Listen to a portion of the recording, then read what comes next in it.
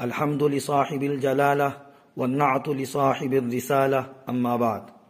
حضرات سامعین کرام، آج کل یہ خرابی بہت تیزی کے ساتھ عام ہوتی جا رہی ہے اور یہ رواج بہت بڑھتا ہی جا رہا ہے کہ ہر شخص اپنے موبائل میں رنگ ٹون کی جگہ قرآنی آیات، اذان کے کلمات، اللہ کے نام، درود شریف اور نعت وغیرہ رنگ ٹون میں فٹ کرتے ہیں۔ اسی طرح گھروں اور آفسوں کے اندر ڈور بیل میں گھنٹی کی آواز کی جگہ قرآنی آیات، اذان کے کلمات فٹ کرتے ہیں۔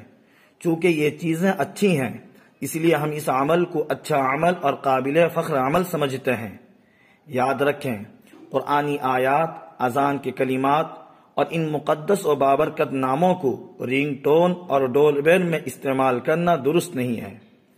کئی خرابی اس میں لازم آتی ہیں۔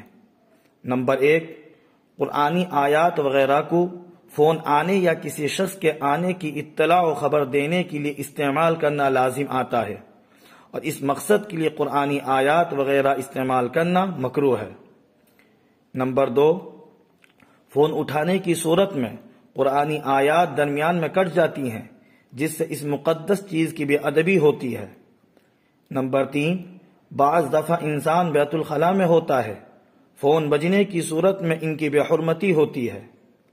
نمبر 4، گھروں میں بعض دفعہ شور شرابہ، بات چیت اور بحث مباحثہ ہوتے رہتے ہیں، اس درمیان موبائل یا ڈور بیل میں قرآنی آیات بجتے رہتے ہیں اور لوگ اپنی بات اور بحث مباحثہ میں لگے رہتے ہیں، جس سے صاف ان کی توہین ہوتی ہے۔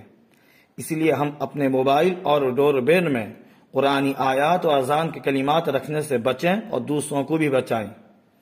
حوالہ کے لیے دیکھیں شامی جلد نمبر 9 صفحہ نمبر 617، المسائل المہمہ جلد نمبر 1 صفحہ نمبر 135، فتاوی دارالعلوم دیوبند